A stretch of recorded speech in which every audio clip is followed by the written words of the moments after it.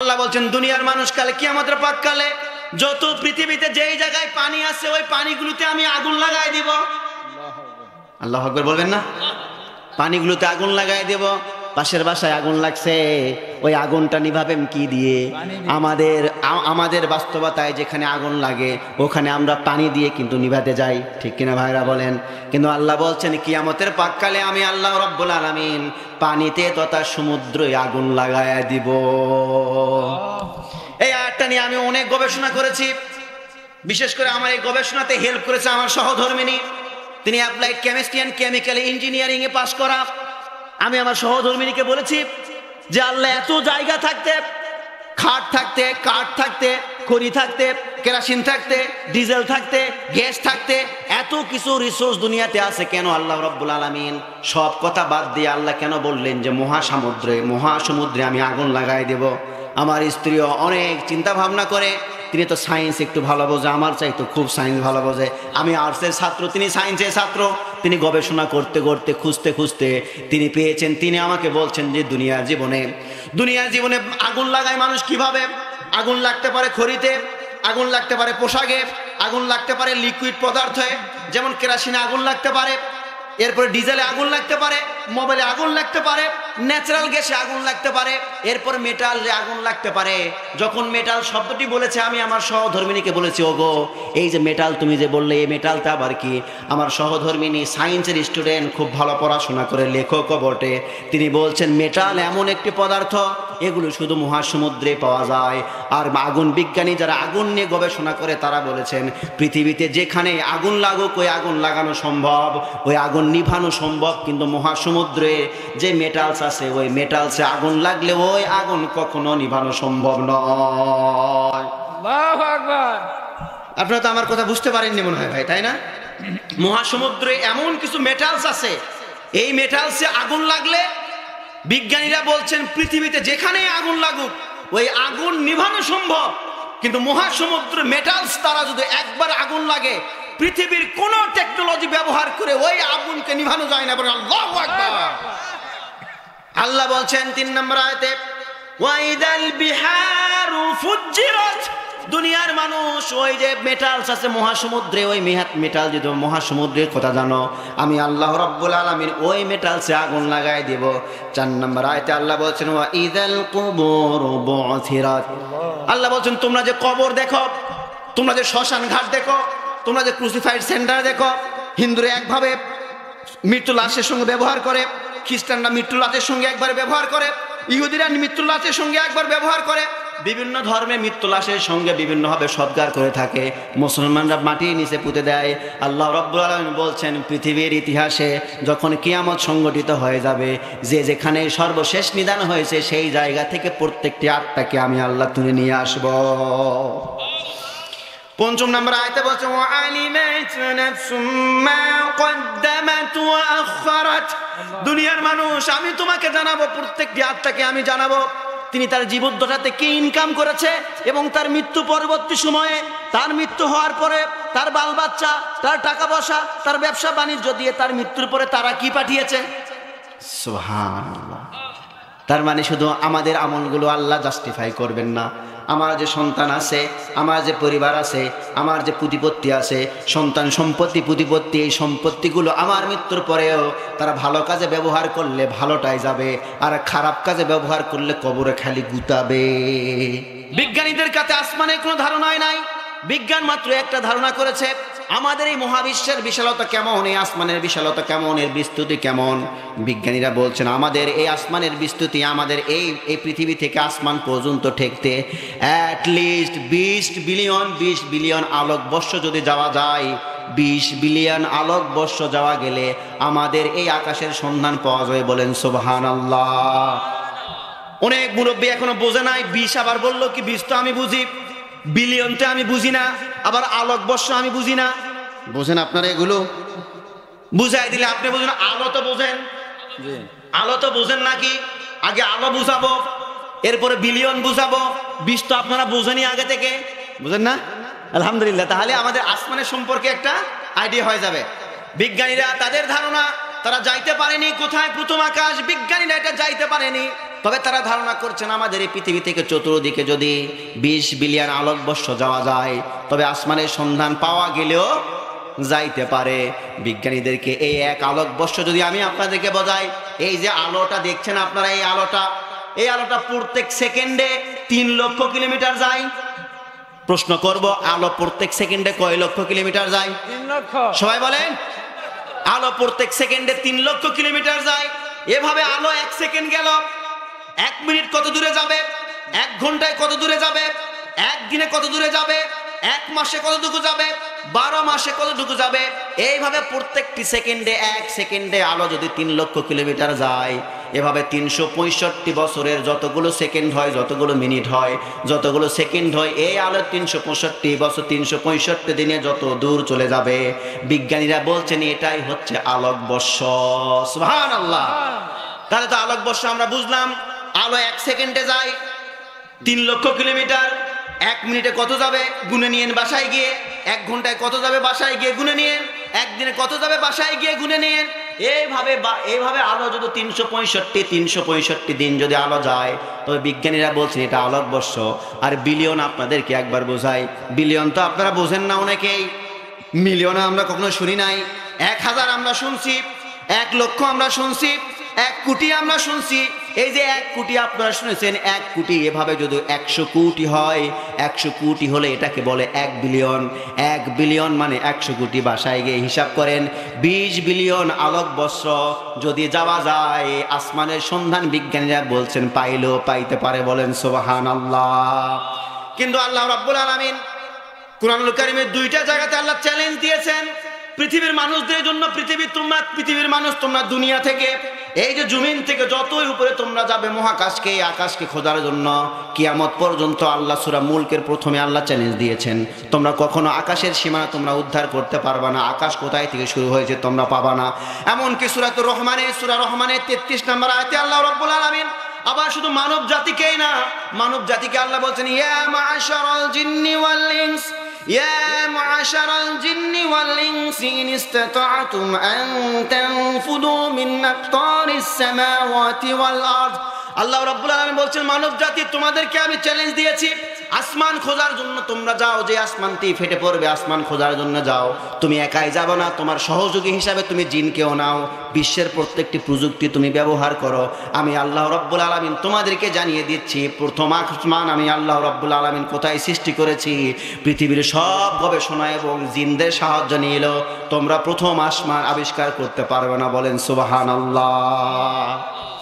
তাহলে আল্লাহ বলছেন, ওয়াইজাস সামাউ ফাতারাত, এই আসমানটা তুমি দেখছো, এই আসমানটাকে আমি আল্লাহ রাব্বুল আলামিন বিদীর্ণ করে ফেলবো, এই আসমানটাকে আমি ফাটিয়ে দেব। 2 নম্বর আয়াতে আল্লাহ বলছেন, ওয়াইদাল কাওয়াকিবু তাসারাত। যারা মুরব্বী আছেন এবং আমার বয়সে যারা আছেন, আমার ছোট বয়সে যারা আছেন, তাদেরকে একটা ধাঁধা ধরবো। 1 থাল সুপারি গুনতে পারে কোন ব্যাপারী? বুঝেননি আপনারা মুরব্বীরা? আমার দাদার কাছে শুনছি, আমার দাদা এবং দাদি, আমার বাবা বেশি করে পান খাইতো। আমার দাদা একদিন ছোটবেলায় বলে, এই শোন তো, হাটের থেকে তো পান সুপারি নিয়ে আসি। আমাকে বলছে, বল কিচ্ছা বলবো তোকে, একটা ভাঙ্গে দে তো কিচ্ছাটা। আমার বলছে 1 থাল সুপারি গুনতে পারে কোন ব্যাপারী? আমি বলছি, দাদা আজকে কমো না, সামনে শুক্রবারে ইটা খোলার হাট আছে, আবার শনিবারে মনসারে হাট আছে, আমাকে 2 দিন সময় দাও। আমি জানি আমার বাবা কল্লা বিক্রি করতে যায়, পটল বিক্রি করতে যায়, বাবা পাঁচন এবং গোয়েব সুপারিগুলো নিয়ে আসে। বাবা যে পাঁচন সুপারিগুলো নিয়ে আসে, বাসায় একটা থাল নিয়ে দৌড়। বাবা কয়, কি ব্যাপার থাল নিয়ে? আরে এই কথা আর বলো না, দাদা 3 দিন আগে ধাঁধা ধরছে, 1 থাল সুপারি গুনতে পারে কোন ব্যাপারে? এই যে থাল নিয়ে আসছি, তুমি যে 2 গা সুপারি নিয়ে আসছো, এখন সুপারিগুলো থালের উপরে আমি ঢালবো, ঢালার পরে আমি গুনবো।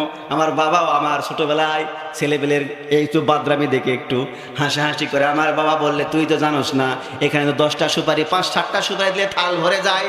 তোর দাদা তো তোকে এটা বলে নাই, আজকে রাতে তোকে আমি দেখাবো। বাবা বলে, 1 থাল সুপারি গুনতে পারে কোন ব্যাপারী?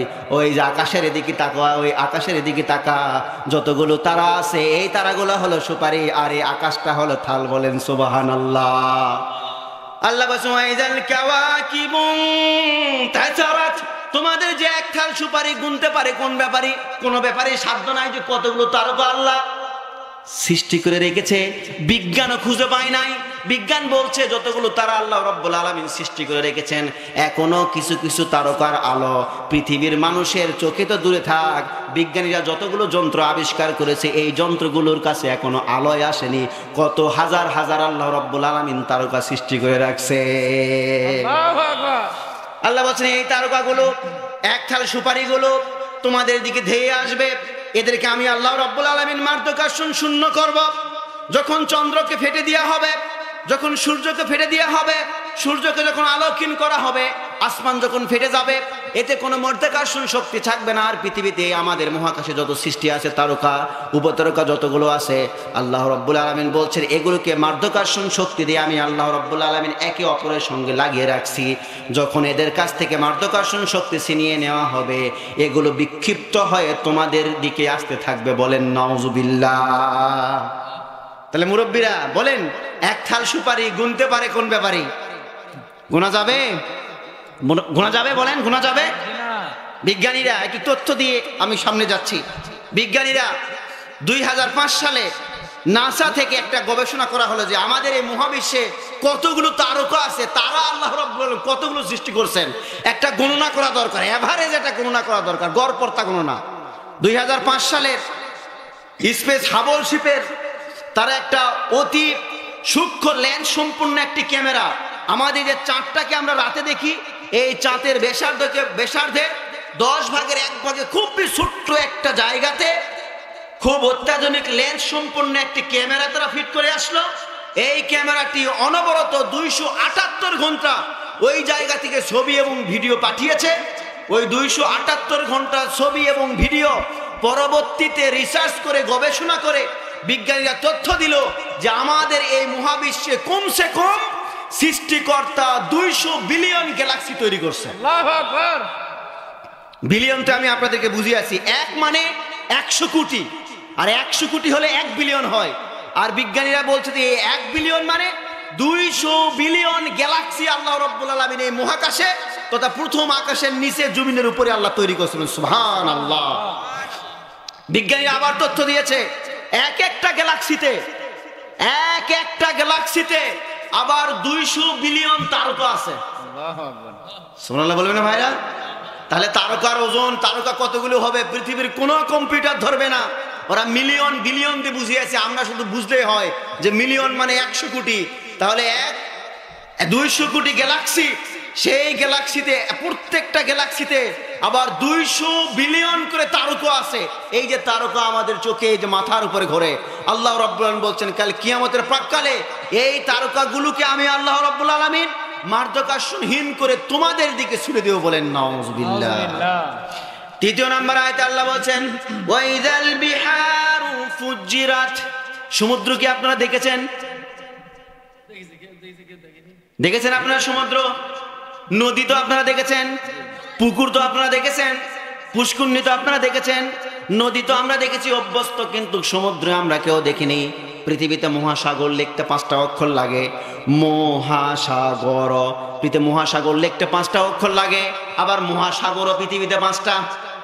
আল্লাহ বলছেন দুনিয়ার মানুষ কালে কিয়ামতের প্রাক্কালে যত পৃথিবীতে যেই জায়গায় পানি আছে ওই পানিগুলোতে আমি আগুন লাগাই দিব। আল্লাহু আকবার বলবেন না? পানিগুলোতে আগুন লাগাই দেব। পাশের বাসায় আগুন লাগছে, ওই আগুনটা নিভাবেন কি দিয়ে? আমাদের বাস্তবতায় যেখানে আগুন লাগে ওখানে আমরা পানি দিয়ে কিন্তু নিভাতে যাই, ঠিক কিনা ভাইরা বলেন? কিন্তু আল্লাহ বলছেন কিয়ামতের প্রাক্কালে আমি আল্লাহ রাব্বুল আলামিন পানিতে তথা সমুদ্রে আগুন লাগায়া দিব। এই আয়াতটা নিয়ে আমি অনেক গবেষণা করেছি। বিশেষ করে আমার এই গবেষণাতে হেল্প করেছে আমার সহধর্মিনী, তিনি applied chemistry and chemical engineering এ পাশ করা। আমি আমার সহধর্মিনীকে বলেছি যে আল্লাহ এত জায়গা থাকতে, খাট থাকতে, কাঠ থাকতে, খড়ি থাকতে, কেরোসিন থাকতে, ডিজেল থাকতে, গ্যাস থাকতে, এত কিছু রিসোর্স দুনিয়াতে আছে, কেন আল্লাহ রাব্বুল আলামিন সব কথা বাদ দিয়ে আল্লাহ কেন বললেন যে মহাসমুদ্রে আমি আগুন লাগাই দেব? আমার স্ত্রীও অনেক চিন্তা ভাবনা করে, তিনি তো সায়েন্স একটু ভালো বোঝে, আমার চাইতো খুব সায়েন্স ভালো বোঝে। আমি আর্টসের ছাত্র, তিনি সায়েন্সের ছাত্র। তিনি গবেষণা করতে করতে খুঁজতে তিনি পেয়েছেন। তিনি আমাকে বলছেন যে দুনিয়ার জীবনে আগুন লাগায় মানুষ কিভাবে? আগুন লাগতে পারে খড়িতে, আগুন লাগতে পারে পোশাকে, আগুন লাগতে পারে লিকুইড পদার্থে, যেমন কেরোসিনে আগুন লাগতে পারে, এরপরে ডিজেলে আগুন লাগতে পারে, মোবাইলে আগুন লাগতে পারে, ন্যাচারাল গ্যাসে আগুন লাগতে পারে, এরপর মেটালে আগুন লাগতে পারে। যখন মেটাল শব্দটি বলেছে, আমি আমার সহধর্মিনীকে বলেছি, ওগো এই যে মেটাল তুমি যে বললে, এই মেটালটা আবার কি? আমার সহধর্মিনী সায়েন্সের স্টুডেন্ট, খুব ভালো পড়াশোনা করে, লেখকও বটে। তিনি বলছেন মেটাল এমন একটি পদার্থ, এগুলো শুধু মহাসমুদ্রে পাওয়া যায়। আর আগুন বিজ্ঞানী যারা আগুন নিয়ে গবেষণা করে তারা বলেছেন পৃথিবীতে যেখানে আগুন লাগুক ওই আগুন লাগানো সম্ভব, ওই আগুন নিভানো সম্ভব, কিন্তু মহাসমুদ্রে যে মেটালস আছে ওই মেটালসে আগুন লাগলে ওই আগুন কখনো নিভানো সম্ভব নয়। আল্লাহু আকবার। আপনারা তো আমার কথা বুঝতে পারেননি মনে হয় ভাই, তাই না? মহাসমুদ্রে এমন কিছু মেটালস আছে, এই মেটালসে আগুন লাগলে বিজ্ঞানীরা বলছেন পৃথিবীতে যেখানে আগুন লাগুক ওই আগুন নিভানো সম্ভব, কিন্তু মহাসমুদ্র মেটালস তারা যদি একবার আগুন লাগে পৃথিবীর কোন টেকনোলজি ব্যবহার করে ওই আগুনকে নিভানো যায় না। আল্লাহু আকবার। আল্লাহ বলছেন 3 নম্বর আয়াতে, ওয়াইদাল বিহারু ফুজ্জিরাত, দুনিয়ার মানুষ ওই যে মেটালস আছে মহাসমুদ্রে, ওই মেটাল যদি মহাসমুদ্রের কথা জানো, আমি আল্লাহ রাব্বুল আলামিন ওই মেটালসে আগুন লাগাই দেব। 4 নম্বর আয়াতে আল্লাহ বলছেন, ওয়াইদাল কুবুর বু'থিরাত, আল্লাহ বলছেন তোমরা যে কবর দেখো, তোমরা যে শ্মশান ঘাট দেখো, তোমরা যে ক্রুসিফাইড সেন্টার দেখো, হিন্দুরা একভাবে মৃত্যু লাশের সঙ্গে ব্যবহার করে, খ্রিস্টানরা মৃত্যু লাশের সঙ্গে একবার ব্যবহার করে, ইহুদিরা মৃত্যু লাশের সঙ্গে একবার ব্যবহার করে, বিভিন্ন ধর্মে মৃত্যু লাশের সঙ্গে বিভিন্নভাবে সৎকার করে থাকে, মুসলমানরা মাটির নিচে পুঁতে দেয়। আল্লাহ রাব্বুল আলামিন বলছেন পৃথিবীর ইতিহাসে যখন কিয়ামত সংগঠিত হয়ে যাবে, যে যেখানে সর্বশেষ নিদান হয়েছে সেই জায়গা থেকে প্রত্যেকটি আত্মাকে আমি আল্লাহ তুলে নিয়ে আসব।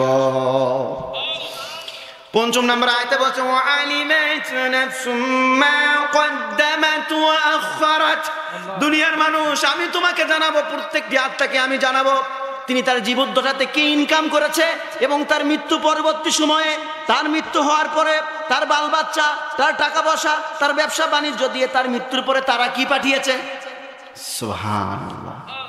তার মানে শুধু আমাদের আমলগুলো আল্লাহ জাস্টিফাই করবেন না, আমার যে সন্তান আছে, আমার যে পরিবার আছে, আমার যে প্রতিপত্তি আছে, সন্তান সম্পত্তি প্রতিপত্তি, এই সম্পত্তিগুলো আমার মৃত্যুর পরেও তারা ভালো কাজে ব্যবহার করলে ভালোটাই যাবে, আর খারাপ কাজে ব্যবহার করলে কবরে খালি গুতাবে।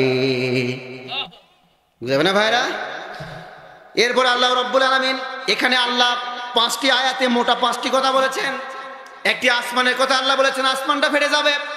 2 নম্বর আল্লাহ বলেছেন এক থাল সুপারি গুনতে পারে কোন ব্যাপারে, এগুলো মাধ্যাকর্ষণ শক্তি বিচ্ছিন্ন করে তোমাদের দিকে আসবে। 3 নম্বর আয়াতে আল্লাহ রাব্বুল বলছেন যে সাধারণ কোনো পানিতে নয়, সমুদ্রে যে পানিতে মেটালস আছে ওই মেটালসে আমি আগুন লাগাই দেব। 4 নম্বরে আল্লাহ আয়াতে বলছেন যে আমি কবরগুলোকে পুনরুত্থিত করব, আবার তুলব। এবং 5 নম্বরে আল্লাহ বলছেন তুমি যে কামাই করেছো এবং তোমার পরিবর্তিতে যে কামাই করবে সবগুলো তোমাকে সেই দিন দেওয়া হবে। পেতে চান না ভাই আপনারা? হ্যাঁ, কাল কিয়ামতের ময়দানে সব পেতে চান তো? নিজের আমলগুলো নিবেন না? ভালো আমল নিবেন না খারাপ আমল নিবেন ভাইরা? হ্যাঁ, খারাপ আমল কে নিবে আপনাদের? আমাদের খারাপ আমল কে নিবে? কেউ আছে যার জন্য হালাল নেই, হারাম নেই, বাস নেই, বিচার নেই, ইনকাম করছি আমার নেক্সট জেনারেশনের জন্য? What will be the condition of my future generation? আমার পরবর্তীতে আমার সন্তানরা কি খাবে তাদের চিন্তা ভাবনা করে 1 তলা 2 তলা 3 তলা 4 তলা মাটির বিল্ডিং থেকে ইটার বিল্ডিং করতে হবে। এই যে নেক্সট জেনারেশন, ফিউচার জেনারেশনের কথা বলে আমরা হালাল হারাম যে মানছি না, এই যে ফিউচার জেনারেশন, এটা কি আমাদেরকে কবরে নিবে না? কবরে কি আল্লাহ আমাদের দিবে না? হারামটাও দিবে যেমন হালালটাও আল্লাহ দেবে। এই জন্য আমরা হারামের পক্ষে না হালালের পক্ষে? আমরা ইসলামের পক্ষে না ইসলামে যারা নেই তাদের পক্ষে? আল্লাহ রাব্বুল আলামিন সব সময় ভালো, পবিত্র, ন্যায়, ইনসাফ যারা করে তাদের জন্য পক্ষে আমরা দুনিয়াতে থাকতে পারি। তাহলে কাল কিয়ামতের ময়দানেও আল্লাহ রাব্বুল আলামিন তাদের সঙ্গে আমাদেরকে বলবেন সুবহানাল্লাহ। আল্লাহ কাল কিয়ামতের ময়দানে বলবে ইয়াউমা নাদু কুল্লু উনাসিম বিইমামিহিম, প্রত্যেকটি নেতার নাম ধরে আল্লাহ রাব্বুল আলামিন কর্মীদেরকে কিয়ামতের দিনে ডাকবে। হায় হায়, নেতাও কিয়ামতের দিনে উঠছে, কর্মীরা উঠছে। সূরা ইব্রাহিমে আল্লাহ রাব্বুল আলামিন ডিটেইলস বর্ণনা করেছেন। আল্লাহ বলছেন বারাজুলিল্লাহি জামিআ, কাল কিয়ামতের ময়দানে আমি সমস্ত মানুষদেরকে একত্রিত করব। ফাকালাদ দুআফাউ লিল্লাযিনা ইসতাকবারু, দুনিয়ার জীবনে যারা কর্মী ছিল দুনিয়ার জীবনে যারা নেতা ছিল, নেতাকেও কিয়ামতের দিনে আমি তুলবো, কর্মীরেও আমি কিয়ামতের দিনে তুলবো। দুনিয়ার জীবনে যারা দুর্বল ছিল তারাই তো কর্মী। নেতা কে হয়? শক্তিশালী ক্ষমতাধর নেতা হয় না, দুর্বল নেতা হয়। আমাদের সমাজের যিনি নেতা, তিনি কি টাকা পয়সা সম্মান প্রতিপত্তিতে ক্ষমতাশালী না দুর্বল? বলেন। আল্লাহ বলছেন কাল কিয়ামতের ময়দানে ক্ষমতাসীনদেরকেও তোলা হবে, দুর্বলদেরকেও তোলা হবে। ক্ষমতাসীন দেখবেন, দুর্বলরা ক্ষমতাসীনদের কাছে যাবেন, গিয়ে বলবেন ফাকালা দুআফাউ লিল্লাযীনা ইসতাকবারু ইন্না কুন্না লাকুম তাবা। এই যে আমার ভাই বসে আছেন, ইন্না কুন্না লাকুম তাবা, কুন্না তাবা, এই শব্দের অর্থ হচ্ছে দুনিয়ার জীবনে I was following you, I was listening your speech, I was listening your instruction. দুনিয়াতে আমি ছিলাম তোমার কর্মী, তোমার দলের আমি ছিলাম চামচা, তুমি ছিলে আমার দলের নেতা। যেখানে যেতে বলছিলে সেখানে গিয়েছিলাম। আজকে বাম হাতে আমলনামা পেয়েছি, তোমার কোনো শক্তি থাকলে আমাকে জাহান্নামের আগুন থেকে তুমি বাঁচাও। সেদিন তো নেতা সাহেব বাঁচাতে পারবে না, পারবে না ভাইরা। এখন তো খুব বাঁচাই, কিরে তুই কোন দল করিস, অমুক দল আমি করিস, পাওয়ারে আসি, কেস দেয় কে, ওর নামে তুই আরেকটা কেস কর, সব আমি দেখতেছি। আপনাদের এলাকায় অবশ্য নাই, জয়পুরহাট এগুলা বেশি নাই ভাই এগুলা। এই কথাগুলো কি আমার না আল্লাহর? সবাই বলেন আমার না আল্লাহর? আল্লাহর নাম আল্লাহর কথাগুলো কি আল্লাহর নাম আল্লাহর? আমরা কথা শুনবো কার? আল্লাহর নাম আল্লাহর, নেতার না আল্লাহর। কিন্তু কোন নেতার গুণ যদি আল্লাহর দেওয়া, রাসূল সাল্লাল্লাহু আলাইহি সাল্লামের সুন্নতে দেওয়ার গুণের সঙ্গে মিল হয়ে যায়, আল্লাহ ওই নেতারাও বলবে জান্নাতে যাও। ওই নেতা বলবে আল্লাহ আমি একাই জান্নাতে যাব না, আমার সঙ্গে যারা ভাই ছিল, আমার সঙ্গে যারা কর্মী ভাই ছিল, তাদেরকে নিয়ে আমি জান্নাতে যাব। আল্লাহ রাব্বুল আলামিন ওই নেতা সহকারে কর্মীদেরকে বলবে সবাই জান্নাতে চলে যাও। সুবহানাল্লাহ। এই জন্য be serious. If you declare yourself that I am Muslim, be serious to choose your leader. Be serious to choose your leader in there.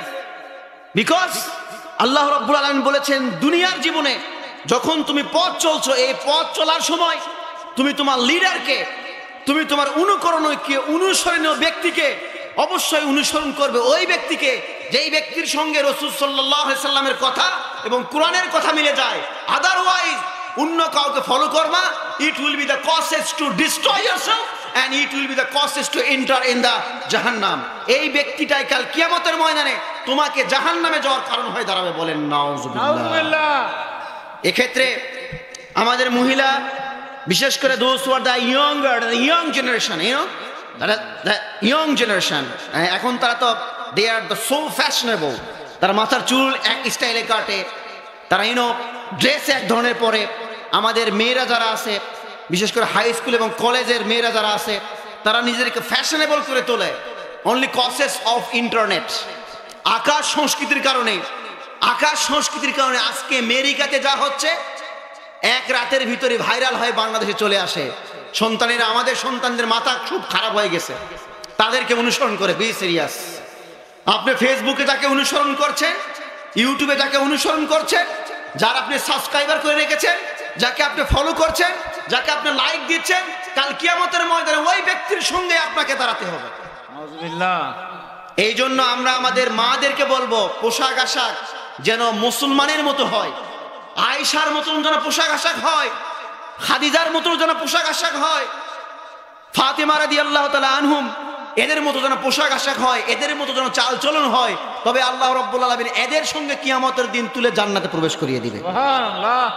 আমাদের যুবক ভাইরাও তাই, আমাদের পোশাক আশাক যেন বিধর্মীদের মতো না হয়ে যায়, আমরা নিজেদেরকে যেন তাদের কাছে বিক্রি করে না দেই। আমাদের মনুষ্যত্বকে, আমাদের চেতনাকে, আমাদের বুদ্ধিকে, আমাদের আকুলকে, আমাদের ইচ্ছাকে, আমাদের রুচিকে যেন তাদের কাছে আমরা বিক্রয় করে না দেই। তাদের কাছে বিক্রয় করে দিলে অবশ্যই তাদের সঙ্গে জাহান্নামে যেতে হবে। নাউজুবিল্লাহ। আল্লাহ আমাদের বুঝার তৌফিক দান করুন, আল্লাহুম্মা আমিন। এরপরে 6 নম্বর আয়াতে সূরাতুল ইনফিতারে আল্লাহ রাব্বুল আলামিন দুনিয়ার সব মানুষকে ডেকে বলছেন, মান এবং হুঁশ আছে যার, তাকে বলা হয় মানুষ। মানুষ কাকে বলে বলেন? বলেন, সবাই বলেন। মান এবং হুঁশ যার আছে তাকে বলে মানুষ। আল্লাহ রাব্বুল আলামিন বলছেন, ইয়া ইয়া আইয়ুহাল ইনসানু মা গাররাকা বিরাব্বিকাল কারীম। আল্লাহু আকবার। আল্লাহ রাব্বুল আলামিন কুরআনুল কারীমে ইনসান শব্দটি যখন আল্লাহ ব্যবহার করেন, আল্লাহ মুমিনদেরকে বোঝান না, শুধু মুসলমানদেরকে আল্লাহ বোঝান না, ইহুদিদেরকে আল্লাহ বোঝান না। পৃথিবীতে মান এবং হুঁশ যা আছে আদম থেকে নিয়ে কিয়ামত পর্যন্ত সর্বশেষ মানুষ পর্যন্ত আল্লাহ বুঝিয়েছেন। ইনসান শব্দটি আল্লাহ রাব্বুল আলামিন কুরআনুল কারীমে 64 বার আল্লাহ ইনসান শব্দটি ব্যবহার করেছেন। মানুষকে বোঝানোর জন্য 3 ধরনের শব্দ আল্লাহ রাব্বুল আলামিন কুরআনুল কারীমে ব্যবহার করেন। একমাত্র একবার হচ্ছে ইনসান শব্দটি যেখানে কুরআনুল কারীমে আছে, ইনসান মানে মানুষ। নাস শব্দটি যেখানে আল্লাহ ব্যবহার করেন, সেই নাস মানে আল্লাহ মানুষকে বোঝান। এরপরে আল্লাহ যখন বলেন ইয়া বানি আদম, এই 3টি ভাবে আল্লাহ দুনিয়ার মানুষদেরকে আল্লাহ বোঝান। এখানে আল্লাহ রাব্বুল আলামিন আমাদেরকে বলছেন ইয়া আইয়ুহাল ইনসানু মা গাররাকা বিরাব্বিকাল কারীম। আল্লাহু আকবার। আল্লাহ দুনিয়ার সব মানুষদেরকে দেখে মেজর 4টি কথা আল্লাহ বলেছেন। আল্লাহ বলছেন ইয়া আইয়ুহাল ইনসান, ও দুনিয়ার মানুষ, কোন বিষয়টি তুমি আমি আল্লাহ আমাকে মানতে, আমি আল্লাহ, আমি যে কারীম আল্লাহ, আমাকে মানতে কে তোমাকে অবাধ্য করেছে? কার কারণে তুমি আমাকে মানছো না, আমার অবাধ্য হচ্ছ? এখানে ইনসান শব্দটি আল্লাহ যে ব্যবহার করেছে, ইনসান শব্দটি আরবি 2টি শব্দ থেকে এসেছে। প্রশ্ন করব, ইনসান শব্দটি কয়টা শব্দ থেকে এসেছে? সবাই বলেন। 2টি। ভাইরা বলছে না ইনসান শব্দটি কয়টা শব্দ থেকে আসছে? বলে এটা আপনাদের এনার্জি নাই। লিল্লাহে তাকবীর, আল্লাহু আকবার, লিল্লাহে তাকবীর। আল্লাহু আকবার। হাত এরকম করেন ভাইরা, সবাই ঠান্ডা হয়ে গেছে। এই যে দেখছেন ঠান্ডা হয়ে গেছে। লিল্লাহে তাকবীর, আল্লাহু আকবার, লিল্লাহে তাকবীর। আল্লাহু আকবার। আল কোরআনের আলো, ঘরে ঘরে জ্বালো, আল কোরআনের আলো। ঘরে ঘরে জ্বালো। এখন নিজের দিলে জ্বালা বলবো, আল কোরআনের আলো, নিজের অন্তরে জ্বালো, আল কোরআনের আলো। নিজের অন্তরে জ্বালো। এবার সংসদে জ্বালাবো, আল কোরআনের আলো, সংসদে জ্বালো, আল কোরআনের আলো। সংসদে জ্বালো। এখানে আল্লাহ যে ইনসান বলেছেন, এই ইনসান মানে কি বলেন? সবাই বলেন। ইনসান মানে মানুষ। তার মানে আমি তো আর মানুষ না, মানে আমরা তো আর মানুষ না। আমাদের বাজে পৃথিবীর সবাইকে বুঝাচ্ছে, আমি না। যখন আমরা আলোচনা করি এবং আলোচনা শুনি, তখন কোনো একটি কথা বললে আমরা অন্য মানুষকে আমরা সেট করে নিই যে হুজুর মনে হয় আমাকে বলেনি, অন্য একজন বলতেছে। যখন আমরা শুনি এবং বলি যে ওই মানুষটা মনে হয় এই ক্রাইটেরিয়া, ঠিক আছে না ভাইরা? কিন্তু আমাদের উচিত কি নিজেকে এই প্রশ্ন করা যে আমাকে তো আল্লাহ বলছে। আল্লাহ বলছেন ইয়া আইয়ুহাল ইনসান। ইনসান শব্দটি কয়টা শব্দ থেকে এসেছে? 2টা। সবাই বলেন। ইনসান শব্দটি 2টা শব্দ থেকে এসেছে। ইনসান শব্দটি যদি উনসুন থেকে আসে, ইনসান শব্দটি যদি উনসুন থেকে আসে, এর অর্থ হচ্ছে আদরের, এর অর্থ হচ্ছে ভালোবাসা, এর অর্থ হচ্ছে কলিজার টুকরা। আর ইনসান শব্দটি যদি নিসিয়ানুন থেকে আসে, এর অর্থ হচ্ছে ভুলু। কি বললাম মুরব্বীরা বলেন? আদর করে আপনারা বলেন না এ ভুলু রে, বলেন না আপনারা? আমার গ্রামে প্রায় বলি, আমার গ্রামে 2টা ভুলু আছে। একটা ভুলু আমার মামার শ্বশুর, আরেকটা ভুলু হচ্ছে আমার বিয়ায় হয়। আমার বাসার পূর্ব পাশে যে বাসাটা, ওটা ভুলু বিয়ায়ের বাসা। আর আমার মামার শ্বশুরের 2জনের বাসা আমাদের ভুলু। আমি আমার মামার শ্বশুরে একদিন ধরছি, মারা গেছে আল্লাহ, খুব ভালো মানুষ, তাকওয়াবান মানুষ। না না, তোমার এত ধন সম্পদ, সবাই তোমাকে ভুলু হিসেবে ডাকে কেন? তোমার তো অন্য একটা নাম আছে। আমার মামার শ্বশুর আমাকে, শ্বশুর আমার তো বিয়াই সম্পর্ক, তাই না? আমাকে বললে তুই তো জানিস না, তুই তো খুব ছোট। যখন আমি ছোটবেলা ছিলাম, আমার মা যেই জিনিসই আমাকে দিত, আমার বাবা যেই জিনিসই আমাকে দিত, দিয়ে আমার মা বলতো ওই জায়গায় রেখে আয়। 2-1 দিন পর যখন মা আমাকে বলতো যে তোকে যে ওই জিনিসটা দিছিলাম, এখন তুই নিয়ে আয়, মাকে আমি বলি মা আমি তো ভুলে গেছি। এমনকি কিছুক্ষণ আগে আমাকে বলছে মা তুই খাইছিস? হ্যাঁ আমি খাইছিস। কি দিয়ে খাইছি গো? খাইছি মা, কিন্তু কি দিয়ে খাইছি ভুলে গেছি। এই যে আমি ছোটবেলায় খালি ভুলে যাই, এই জন্য আমার মা এবং আমার বাবা আদর করে আমাকে ভোলা রাখছে। তাই করে না ভাইরা? ভোলা রাখছে, আদরের ভুলু। আল্লাহ রাব্বুল আলামিন বলছেন ইয়া আইয়ুহাল ইনসান, ও আমার কলিজার টুকরা, ও আমার আদরের ভুলু রে। এভাবে আল্লাহ কাকে ডাকছেন? আল্লাহ নিজের দিকে আঙ্গুল দিয়ে বলেন আল্লাহ আমাকেই ডাকছেন, এ কলিজার টুকরা ভুলু রে। আল্লাহু আকবার। আল্লাহ বলছেন ইয়া আইয়ুহাল ইনসান, ও আমার কলিজার টুকরা, ও আমার আদরের ভোলারে, মা গররাকা বিরাব্বিকাল কারীম, আমি তোকে এমন ডিসকাউন্ট দিছি। কারিম শব্দটি আরবিতে, কারিম মানে অনুগ্রহ করা, কারিম মানে ছাড় দেওয়া। নওগাঁ শহরে অনেক কতবার মার্কেটে গিয়েছেন, জাননি মুরব্বীরা, মার্কেটে বিভিন্ন জায়গায় মার্কেটে গিয়েছেন। মার্কেটে যাওয়ার পর ভাই এই সময় কখনো ডিসকাউন্ট আছে? 10% না হলে দেন, 15% দেন, 5% তো ডিসকাউন্ট দিবেন, না হয় যাওয়া আসা ভরা 10 টাকা হয়, এই 10 টাকায় দেন। আমরা গিয়ে কিন্তু বলি, আল্লাহ বলছেন তোমাদেরকে আমি ডিসকাউন্ট দিয়ে তৈরি করছি, তোমাদেরকে আমি ডিসকাউন্ট দিয়ে সৃষ্টি করেছি, আর কত ডিসকাউন্ট তুমি চাও? 100% ডিসকাউন্ট দিয়ে তোমাদেরকে আমি তৈরি করেছি। মুফাসসিরিন ইকরাম বলছেন আল্লাহ যদি মানুষকে ডিসকাউন্ট না দিত, যেই মানুষ যেই সময় একটা অপরাধ করছে ঠাস করে যদি ফেরেশতারা একটা চল লাগাতো, অপরাধকে পড়তে পারতাম। সকালবেলা ঘুম ভেঙে গেছে, মুরব্বী আমার বিড়ি সিগারেট খাই অভ্যস্ত, ঠাস করে একটা বিড়ি ধরাইছে, এই সময় যদি ফেরেশতারা চল লাগাতো, কেউ কি আসেন এরকম বিড়ি খেতে পারতেন? হ্যাঁ ঠিক আছে না ভাইরা?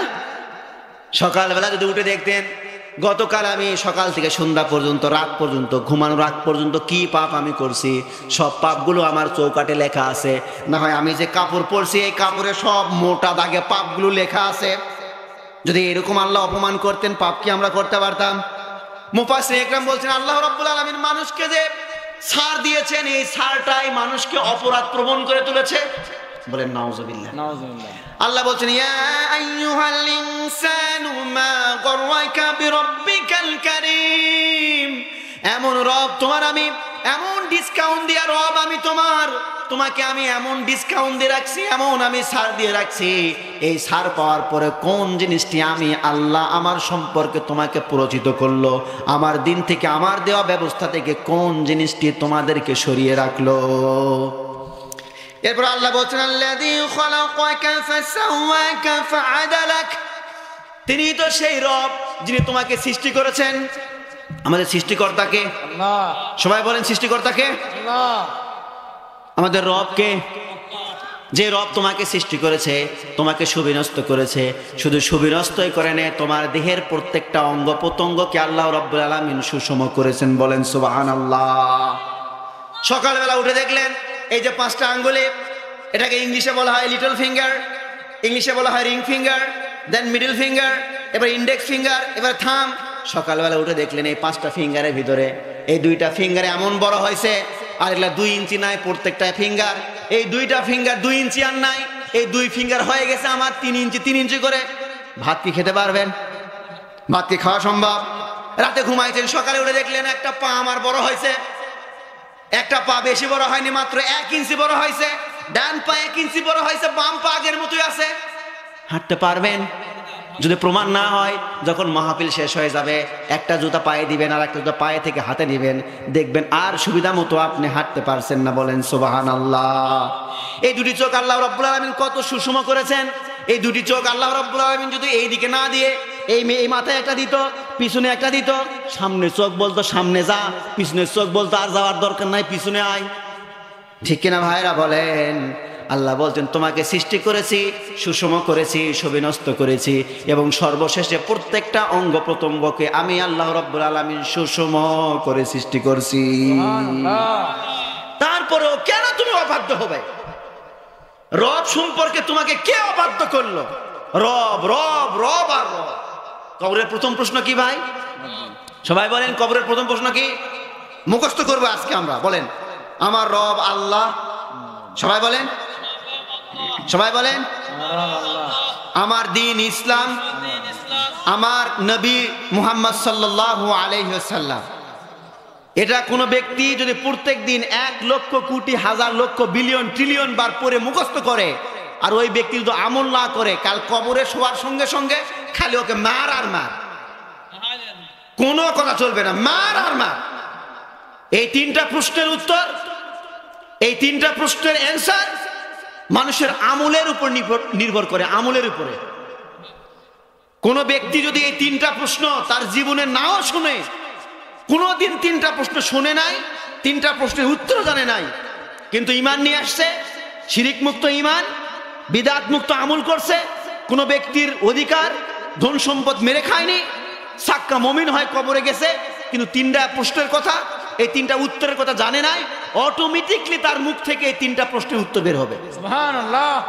যখন কাল কিয়ামতের কবরে যখন শায়িত করবে মুমিন বাগদাকে, যে এই ব্যক্তি এই তিনটি প্রশ্নের উত্তর দিতে পারবে, তাকে ফেরেশতারা আরেকটা প্রশ্ন করবে।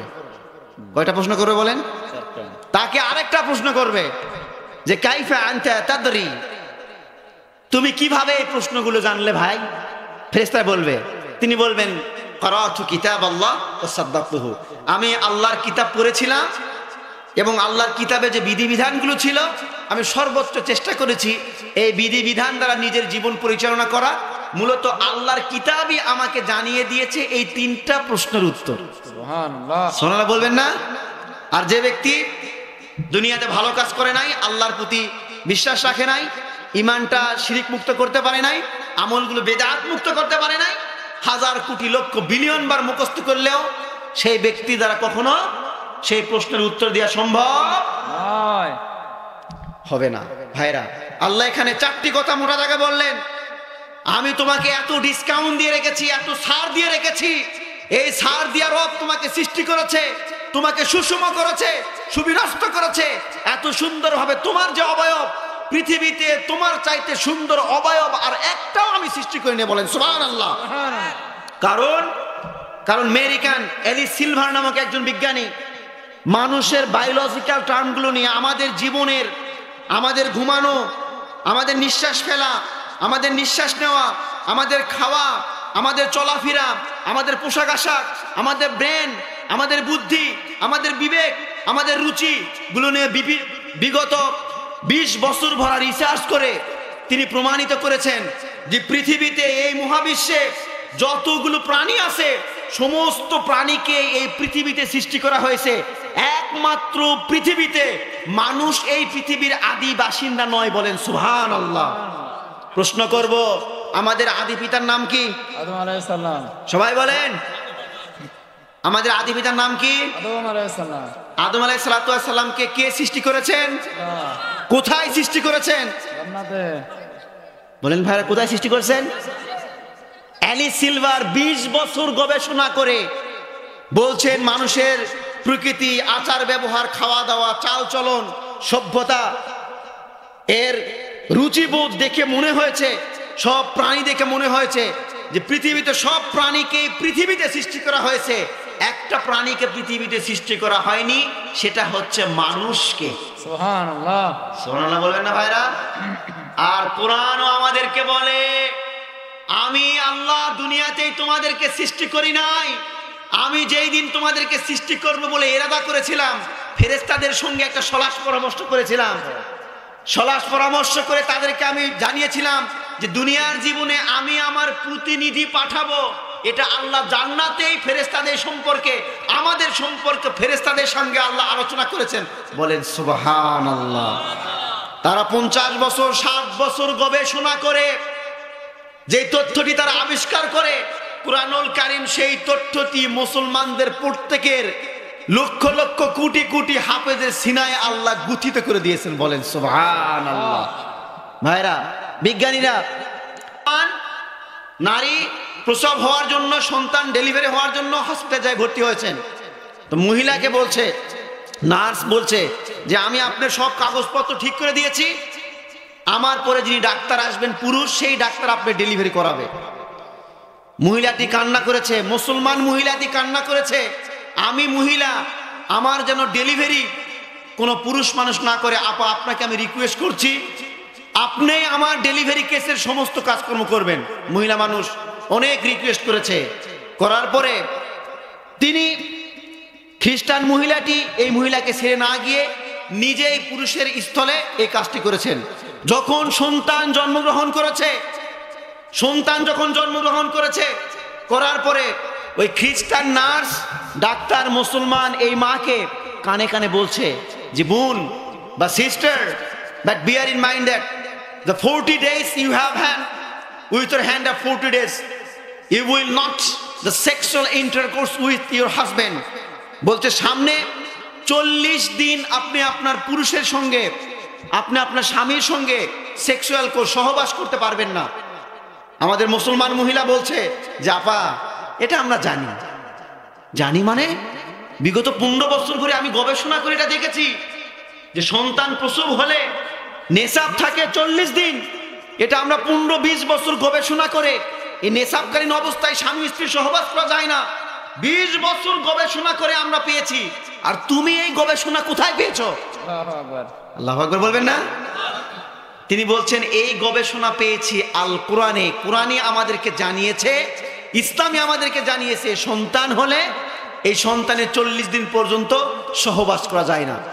খ্রিস্টান মহিলা, she became so astonished. Within 15 years, 20 years, we observe a lot. আমরা কত গবেষণা করেছি, তারপরে আমরা বলেছি 40 দিন পর্যন্ত সহবাস করা যাবে না। এই মহিলা তো না জানে, গবেষণা না করে এগুলো উদ্ভাবন করেছে। এরপরে বলছে যে আপা আপনি যে বুকের দুধটা আছে, এই বুকের দুধটা আপনি 2 বছর পর্যন্ত পান করাবেন প্রথম দিন থেকে। আমার মহিলা, মুসলমান মহিলা হাসতে হাসতে বলে আপা আমি এটাও জানি। সুবহানাল্লাহ বলবেন না ভাইরা? এটাও আপনি জানেন? এটাও তো আমাদের গবেষণার ফসল। কিভাবে জানলেন আপনি? The Holy Quran tells us, the Holy Quran informs us, Islam informs us. আর তারা ইসলামের কথা, হলি কোরআনের কথা শুনলেই পশ্চিমা বিশ্বেরা সন্ত্রাস মনে করে, ইসলামের কথা শুনলে জঙ্গিবাদ মনে করে, টেররিস্ট মনে করে। সেই মহিলাটি মনে করলো যে এইবারে আমি হসপিটাল থেকে ছুটি নিয়ে কুরআনুল কারিমে কি আছে, আমরা যেটা গবেষণা করি শত শত বছর, সেই গবেষণা করার পর যখন মুসলমানদেরকে বলি, আর মুসলমানরা বলে এটা আগে থেকেই আমরা জানি। সুবহানাল্লাহ বলবেন না? তিনি এইরকম 2 মাস ছুটি নিয়েছেন তার স্কুল, তার মেডিকেল কলেজ থেকে 2 মাস ছুটি নিয়েছেন, নিয়ে একটি পাদ্রিতে একটি ইসলামিক সেন্টারে গিয়েছেন যেখান থেকে কোরআনের দাওয়া কাজ করা হয় ইউরোপ এবং আমেরিকাতে। যাওয়ার পর তিনি আরবি পড়া শিখেছেন। 2 মাসে আরবি পড়া শেখার পরে যখন তিনি কোরআনের এই স্টাডি করতে গিয়েছেন, মজা পেয়েছেন, আরও ছুটি নিয়েছেন।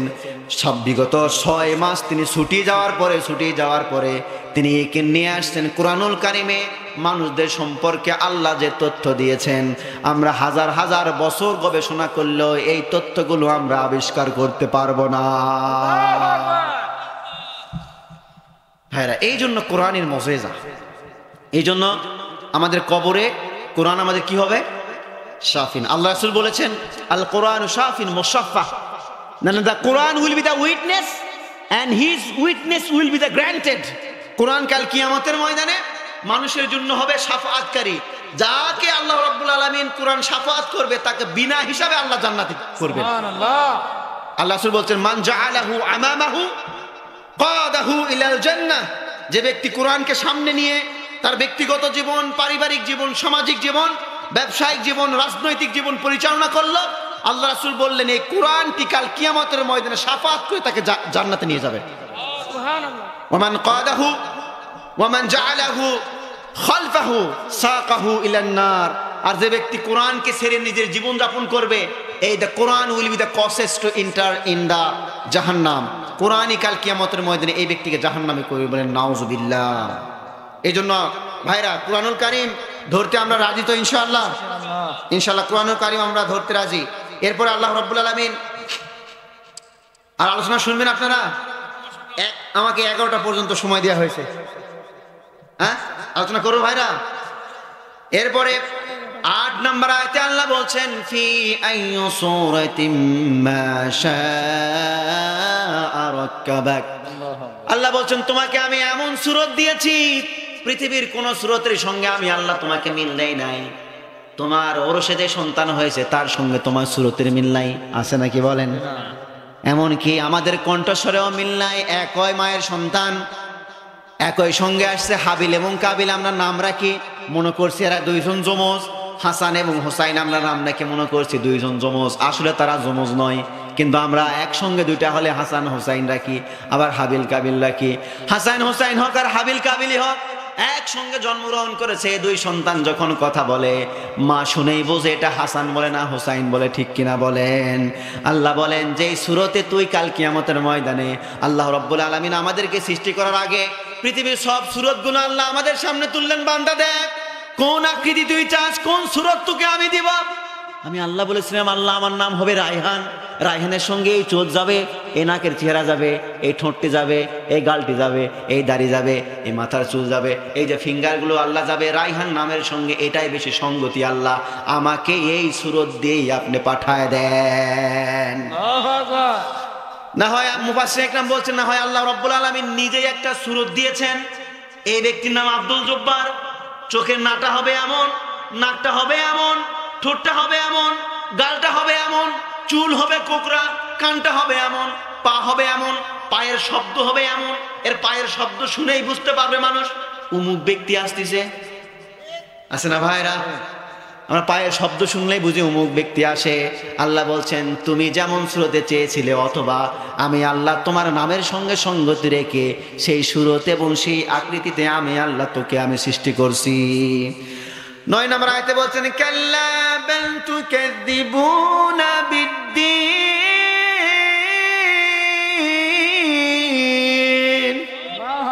আল্লাহ বলছেন তুমি এত পাপ করো কেন জানো?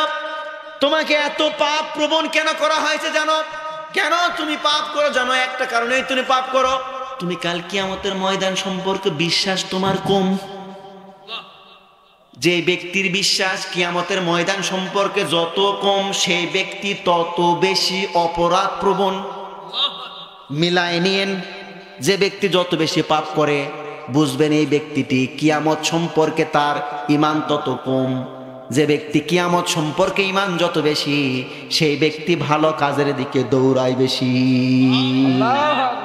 এই জন্য দেখবেন অপরাধ প্রবণ। নিজের বাবা মারা গিয়েছে, একজন তিনি পুত্র সন্তান, তার দুই বোন আছে। 10 বিঘা যদি বাবা ধন সম্পদ রেখে যায়, আর সে যদি দিনদার ব্যক্তি না হয়, সে যদি দুনিয়া ভোগী হয়, আখিরাত সম্পর্কে তার যদি ঈমান কম থাকে, নিজের 2 বোনকে বঞ্চিত করতে তিনি কোণঠাবোধ করেন না। আপনাদের এদিকে অবশ্য না, আমাদের ওদিকে আছে। আমাদের ওদিকে আমি অনেকবার বলি, অনেক হাজির আমরা স্টাডি করছি, হজ করে যাওয়ার আগে নিজের সন্তানকে সব লিখে দিছে। 20 বিঘা জমি, 1 পুত্র সন্তান, 2 কন্যা সন্তান। দেখছে বাবারে 10 বিঘায় চলে যাবে, কি করা দরকার নাই, রিস্ক নিয়ে আর কি দরকার। ভালো ভালো 15 বিঘা জমি নিজের পুত্র সন্তানের নামে লিখে দিছে, 5 বিঘা আছে। আবার ওসিয়ত করে গেছে বোনদেরকে, বেটিদেরকে, দেখ 5 বিঘা জমি তো আছে, তোরা একটু ওই বাতারগুলা নিস যেগুলো খালি ধান হয়, আমনে ইরির ধান হয়। আর নিজের সন্তানকে বলছে ভালো ভালো করে নিস।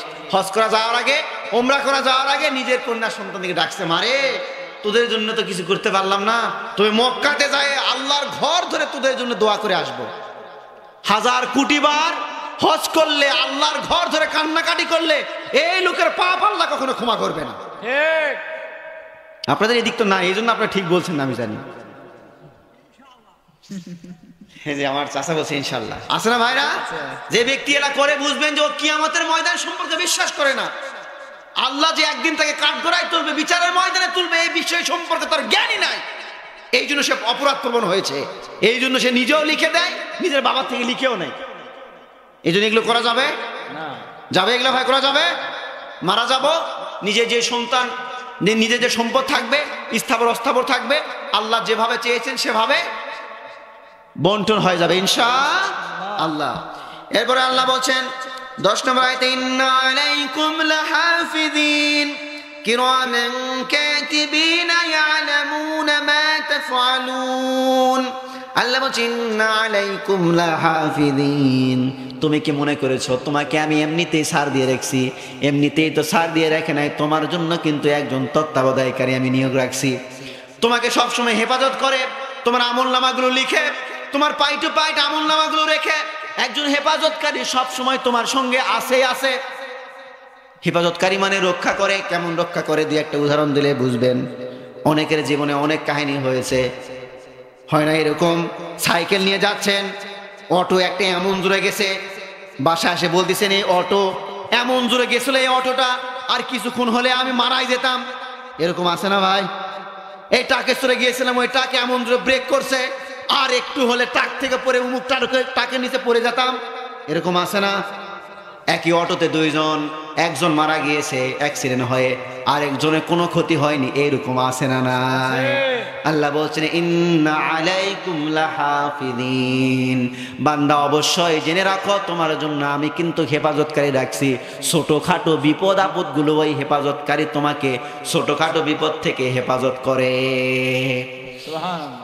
কিরামান কাতিবিনা ইয়ালামুনা মা তাফআলুন। খুব বড় কথা, এই যে দুই কাঁধে আল্লাহ রাব্বুল আলামিন সম্মানিত ফেরেশতাদেরকে রেখেছেন, সব সময় আমাদের কাজগুলো লিখছেন। যখন আমরা পাপ করি, একজন আরেকজনের দিকে তাকাতাকি করে, যে আমাদের ঘরে ডান কাঁধে যে আছে আমাদের নেকিগুলো লেখে, বাম কাঁধে যে আছে পাপগুলো লেখে। যখন পাপ করি আল্লাহ বলেন, এ ফেরেশতা আমি বান্দাকে ছাড় দিয়ে রাখছি, বান্দা পাপ করছে, দেখ আমার বান্দা তওবা করে কিনা। যতক্ষণ পর্যন্ত তওবা না করে পাপটা লিখিস না। সুবহানাল্লাহ।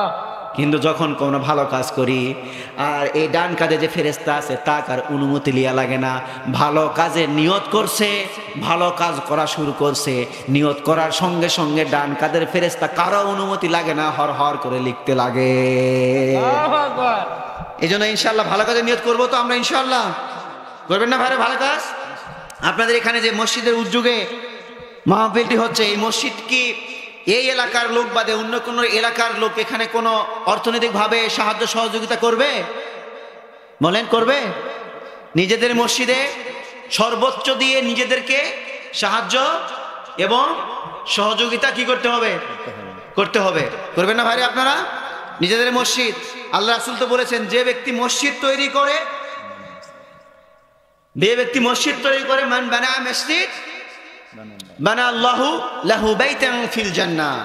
তুমি মসজিদ বানার কাজে সহযোগিতা করতেছো, এর অর্থ হচ্ছে দুনিয়ায় বসে তুমি জান্নাতে ঘর তৈরি করছো। সুবহানাল্লাহ। আর একটু আস্তে বলেন সুবহানাল্লাহ। সুবহানাল্লাহ জোরে বললে তো আল্লাহ ঘর আবার নিয়ে নিবে। আল্লাহ রাসূল বলছেন, বুঝেন হাদিসটা, আল্লাহ রাসূল বলছেন যে ব্যক্তি মসজিদ বানাচ্ছে দুনিয়ায়, সে যেন মসজিদ বানায়নি, সে যেন জান্নাতে একটা ঘর নিজের হাতে তৈরি করে ওই জায়গায় বানিয়ে রাখছে। সুবহানাল্লাহ বলেন ভাইরা। আপনারা চান না জান্নাতে একটা ঘর থাক আমাদের? চান কিনা আপনারা? চান না আপনারা? আর মসজিদে কার গুণগান করা হবে? বলেন সবাই, কার গুণগান করা হবে? নাকি অন্য কোনো মানুষের? আমাদের সৃষ্টি করেছেন যিনি, মসজিদও তিনি দিয়েছেন। মসজিদে আকসার খবর আপনারা জানেন? মসজিদুল আকসার খবর জানেন আপনারা? বাইতুল্লাহর খবর আপনারা জানেন? মসজিদে আকসাতে মুসলমানরা নামাজ আদায় করতে পারে না। পৃথিবীর দ্বিতীয় বৃহত্তম মসজিদ, এই মসজিদের কথা আল্লাহ বলেছেন সূরা বনী ইসরাঈলের প্রথম আয়াতে। আল্লাহ বলেছেন, মিরাজের ঘটনাতে আল্লাহ রাব্বুল আলামিন বলছেন যে আমার হাবিবকে আমি বাইতুল্লাহ থেকে মসজিদুল আকসা পর্যন্ত ভ্রমণ করেছি। বলেন সুবহানাল্লাহ। মসজিদের আকসার গেট বন্ধ করে রাখছে ইহুদিরা। প্রথম বিশ্বযুদ্ধের পর থেকে, বেলফোর ঘোষণার পর থেকে, 1917 সালের পর থেকে মসজিদুল আকসাতে আর মুসলমানদেরকে তেমন নামাজ পড়তে দেওয়া হয় না। অথচ আমাদের মসজিদের ঘরগুলো খোলা, মসজিদের আমাদের দরজাগুলো খোলা, কিন্তু আমাদের মসজিদে মুসল্লি পাওয়া যায় না। আমাদের ঈমান। আস্তাগফিরুল্লাহ। এক দেশের মানুষ মসজিদে নামাজ আদায় করার জন্য পাগল পার, জিহাদ করে নিজের জীবনকে উৎসর্গ করে দিচ্ছে। আরেক দেশের মানুষ ফজরের আজান দিলে ইমাম সাহেবের ভ্যানভ্যানানি পেনপ্যানানি শুনে একবারে খেতা বালিশ যা আছে লেপ খেতা সব কানের উপর দিয়ে মাথার উপর দিয়ে দিয়ে দেয়। আপনাদের এদিকে অবশ্য নাই। এখন যদি খোঁজ নেই যে এই মসজিদে ফজরের সময় কয়জন লোক হয়, আমার তো মনে হয় 10 জনের উপর পাওয়া যাবে না। যদি আমি ভুল না করি 10 জনের উপর পাওয়া যাবে না। আল্লাহ আমাদেরকে নামাজি বানায় দেখ, আল্লাহুম্মা আমিন। এবং সঙ্গে সঙ্গে আমাদের মসজিদ যে আমরা তৈরি করছি, আল্লাহ রাব্বুল আলামিন এখানেও বেশি করে সাহায্য সহযোগিতা এবং আল্লাহর ঘরকে যেন আমাদের তৈরি করা তৌফিক দান করেন, আল্লাহুম্মা আমিন। আল্লাহ রাব্বুল আলামিন এরপর 13 এবং 14 নম্বরে আয়াতে জান্নাত এবং জাহান্নামীদের কথা আল্লাহ বলছেন, ইন্নাল আবরারা লাফি নাঈম। তোমাদের ভিতরে যারা আবরার বান্দা তাদেরকে আমি আল্লাহ রাব্বুল আলামিন নাঈম নামক জান্নাতে আমি দিয়ে দেব। বলেন সুবহানাল্লাহ। আবরার বান্দা কারা? যারা ফরজগুলো মেনটেন করে, যারা ওয়াজিবগুলো মেনটেন করে, যারা সুন্নাহগুলো মেনটেন করে এবং সর্বোচ্চ সব সময় যারা ইসলামের পক্ষে থাকতে চায় তাদেরকে আল্লাহ রাব্বুল আলামিন বলছেন আবরার যারা বান্দা, আমি আল্লাহ রাব্বুল আলামিন কাল কিয়ামতের ময়দানে তাদেরকে আমি জান্নাতে প্রবেশ করাবো। ওয়া ইন্নাল ফুজ্জারা লাফি জাহিম, আর তোমাদের ভিতরে যারা পাপ করনেওয়ালা, সব সময় পাপের সঙ্গে থাকতে চায়, নিজেকে গুনার সঙ্গে থাকতে চায়, নিজেকে নেকির সঙ্গে রাখতে চায় না, ভালো কাজের সঙ্গে রাখতে চায় না, আল্লাহ রাব্বুল আলামিন বলছেন তাদেরকে দিয়ে আমি আল্লাহ রাব্বুল আলামিন জাহান্নামকে পরিপূর্ণ করব। বলেন নাউজুবিল্লাহ। আর এই জন্য আমরা কি জান্নাতি হতে চাই না জাহান্নামী হতে চাই? সবাই বলেন জান্নাতি না জাহান্নামী? এরপর আল্লাহ বলছেন ইয়াসলাউনাহা ইয়াউমিদ্দিন ওয়া মা হুম আনহা বিগাইবিন ওয়া মা আদরাকা মা ইয়াউমুদ্দিন সুম্মা মা আদরাকা মা ইয়াউমুদ্দিন ইয়াওমা লা তামলিকু নাফসুন লিনাফসিন শাইআ ওয়াল আমরু ইয়াওমাইদিন লিল্লাহ।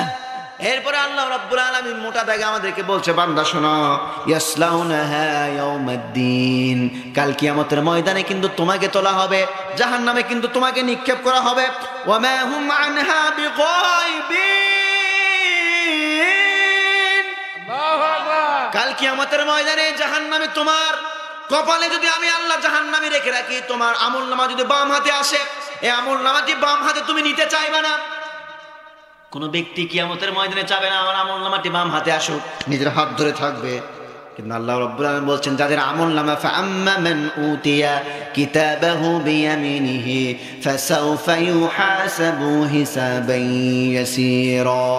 আল্লাহু আকবার। কাল কিয়ামতের ময়দানে যাদের আমলনামাগুলো ডান হাতে দেওয়া হবে, ফাআম্মা মান উতিয়া কিতাবাহু, the person who will be given his আমলনামা with his right hand side, যার ডান হাতে আমলনামা দেওয়া হবে, ফাসাউফা ইউহাসাবু হিসাবান ইয়াসীরা। আল্লাহ রাসূল বলছেন তার আমলগুলো, তার হিসাবগুলো আল্লাহ সহজ করে দিবেন। সুবহানাল্লাহ বলেন। আরেকটু আস্তে বলেন। মা আয়েশা সিদ্দিকা রাদিয়াল্লাহু তাআলা আনহা বলেন ইয়া রাসূলুল্লাহ, আমলনামা যে ডান হাতে দিবে হিসাব আবার সহজ করার অর্থ কি? আল্লাহ রাসূল বললেন তাকে আল্লাহ শুধু চাওয়ার জন্য চাইবেন, তার কাছ থেকে আমলনামা দেখতে চাইবেন না। যেহেতু সবার কাছ থেকে আল্লাহ আমলনামা দেখতে চাচ্ছেন, ওই বান্দাকেও বলবে তোমার আমলনামাটি দেখি। আল্লাহ শুধু সুপারফেসিয়াল ভাষা ভাবে ওর আমলনামাটি দেখবে। যেহেতু ডান হাতে আছে, আল্লাহ বলবে তুই বিনা হিসাবে জান্নাতে চলে যা।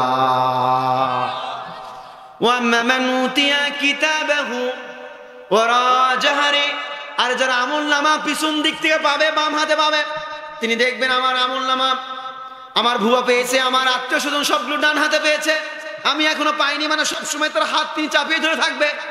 নো নো নো, আমি রেডি না আমলনামা বাম হাতে নেওয়ার জন্য। আল্লাহ বললেন বাম হাতে না, এই যে বুক আমাদের আছে পিঠ থেকে বুক পর্যন্ত, তার আমলনামাটি নিজে এমন জোরে পিঠ থেকে ধাক্কা দিবে, তার বুক ফিরে আসে, তার এই বাম হাতে তার বুক ফিরে তার আমলনামাটি আসবে। বলেন নাউজুবিল্লাহ।